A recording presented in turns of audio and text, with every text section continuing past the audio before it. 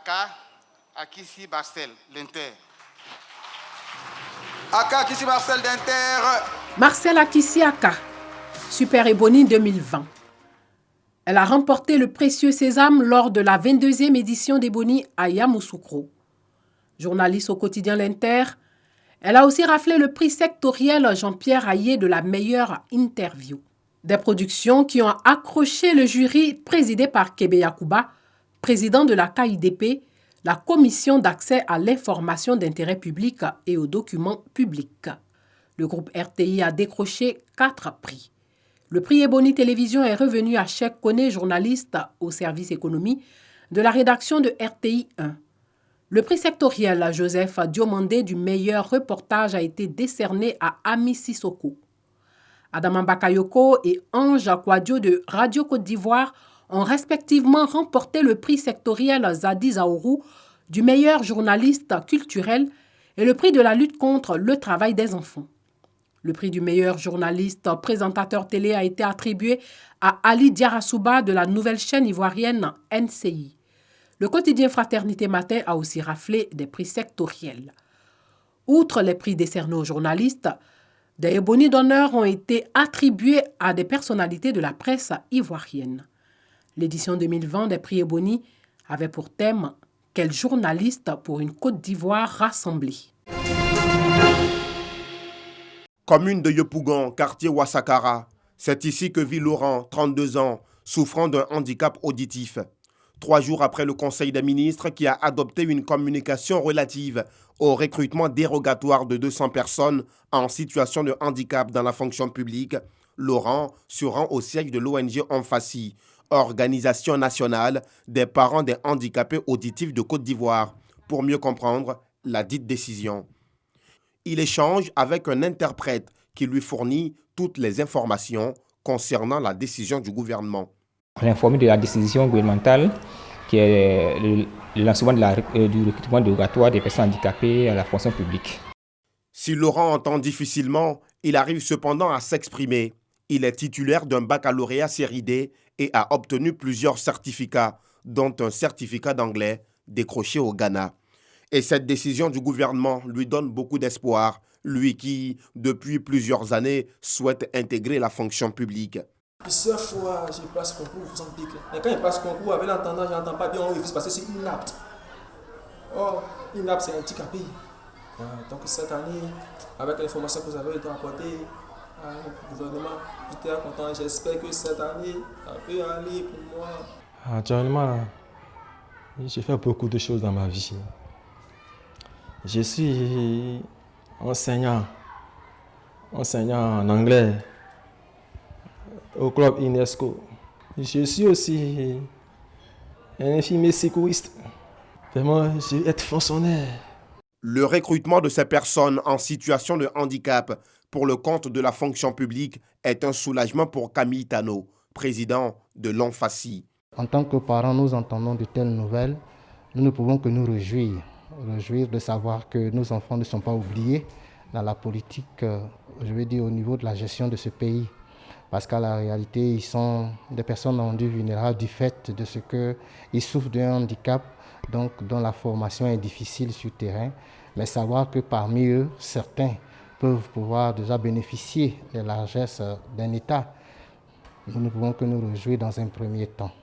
Sur 1000 dossiers examinés, le gouvernement a retenu 200, dont 100 handicapés moteurs. Il s'agit de personnes qui souffrent de troubles entraînant une perte totale ou partielle de la motricité. 35 handicapés auditifs, 35 handicapés visuels et 30 personnes portant des handicaps liés aux troubles du développement font aussi partie des 200 dossiers retenus. Si l'État fait de l'insertion socio-professionnelle des personnes en situation de handicap l'une de ses priorités, beaucoup reste à faire, selon Camille Tano. Nous avons fini par comprendre que nous sommes aussi un maillon de l'État. Ça ne sert à rien de ne rien faire à notre niveau et de demander aux autres de tout faire. Nos enfants n'ont pas besoin de dons. Nos enfants n'ont pas besoin de sacs de riz. Nos enfants n'ont pas besoin d'arbres de Noël pour fêter. Nos enfants ont besoin d'être instruits. Nos enfants ont besoin d'être formés. Nos enfants ont besoin de se sentir ivoiriens. Donc, nous décidons pure et simplement que nos enfants puissent jouir de leurs droits. Cécile et Monique, toutes deux non-voyantes, saluent l'initiative, mais plaident pour plus d'action en leur faveur. On espère pour nous que les choses changent parce qu'à un moment on était un peu marginalisé un peu. Peut-être on était oublié. Donc cette décision est venue là. En tout cas, elle est très bienvenue.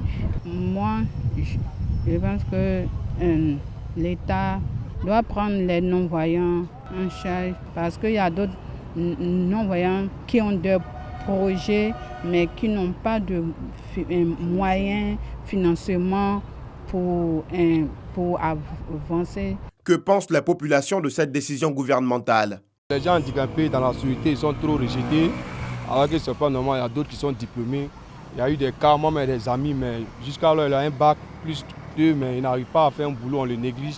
Quand il va dans les sociétés, c'est bizarre. D'une part, c'est bon, d'une autre part, c'est pas bon, parce que s'ils sont handicapés, ils ne pourront pas travailler. Selon le RGPH 2014, au recensement général de la population et de l'habitat, la Côte d'Ivoire compte environ 453 000 personnes handicapées. Près de 90% sont des personnes handicapées physiques et 10% des personnes handicapées psychiques. Le regard tourné vers le pupitre, ces femmes arborant des écharpes roses écoutent avec une attention particulière la présidente de l'association Lead for Hair. Christelle Meledge partage des notions de leadership avec ses membres ce samedi matin à l'IPNEPT, Institut pédagogique national de l'enseignement technique et professionnel. Association créée en 2019 à l'ambassade des États-Unis en Côte d'Ivoire. L'objectif de Lead for Hair est d'exercer une transformation dans la vie des femmes et des jeunes filles ivoiriennes à travers le leadership. Lorsque nous avions été formés par l'ambassade des États-Unis en Côte d'Ivoire, il y avait un projet, une mission, c'est d'aller et donner aux femmes et aux hommes aussi, pourquoi pas, de leur montrer leur mission de vie, leur montrer les projets simples et les secrets simples pour arriver à un épanouissement personnel. Nous parlons de projets de paix, nous parlons de projets de fin de crise, nous parlons de projets pour les enfants, l'éducation. Le 7 janvier dernier, Christelle Meledge et les femmes de Lead for Hair se sont réunies au cours d'une assemblée générale ordinaire pour élaborer les nouvelles stratégies de l'association. Celles-ci seront toujours axées sur la formation. Les types de formations que nous allons donner, que nous avons déjà commencé, c'est d'abord sur le leadership, qui est notre activité centrale. Comment, en tant que femme, on peut manifester son leadership sans choquer, sans écraser, mais avec beaucoup d'humilité et avec beaucoup d'élégance. Nous, notre particularité, c'est que nous nous adressons plus particulièrement aux femmes et aux jeunes filles, car nous avons également un programme de mentorat où nous encadrons des jeunes filles qui sont encore à l'école pour les pousser à terminer leurs études et aller plus loin dans la vie. Pour l'année 2021, Lead for Hair entend s'implanter dans plusieurs localités du pays. Objectif, former un plus grand nombre de femmes et jeunes filles au leadership. Ils cherchent leur bonheur là où il ne faut pas et se plaignent chaque fois qu'ils font un faux pas. Promouvoir la poésie par la lecture, l'écriture, la performance oratoire et l'enseignement de la poésie en Côte d'Ivoire, c'est la mission que s'est assignée l'École des poètes de Côte d'Ivoire, une école créée en 2013. Pour le lancement de sa saison culturelle 2021, les membres de l'École des poètes ont fait le bilan des activités de l'année écoulée et présenté le programme d'activités de 2021 à l'Institut Goethe ce matin. 2021 pour l'École des poètes est aussi dédié à la femme et l'hommage sera rendu lors de la célébration de la Journée mondiale de la poésie le 21 mars à travers un spectacle dont le thème est « Ma poésie est une femme ». Et nous honorons, comme nous l'avons déjà fait avec le poète Paix à son âme Azo Vogui, comme nous l'avons fait avec, nous avons rendu hommage à l'immense Nokan, Charles Bzegwa Nokan. On a prévu avec le professeur Tandela Boni, qui est une excellente poétesse reconnue en Afrique. Et puis, si tout se passe bien, ce sera donc elle qu'on va honorer. Je suis très heureuse que nous rendrons hommage aux femmes. Voilà, parce que lorsque nous fouillons dans la société, on voit que les fondements de la société ont été bâtis par des femmes.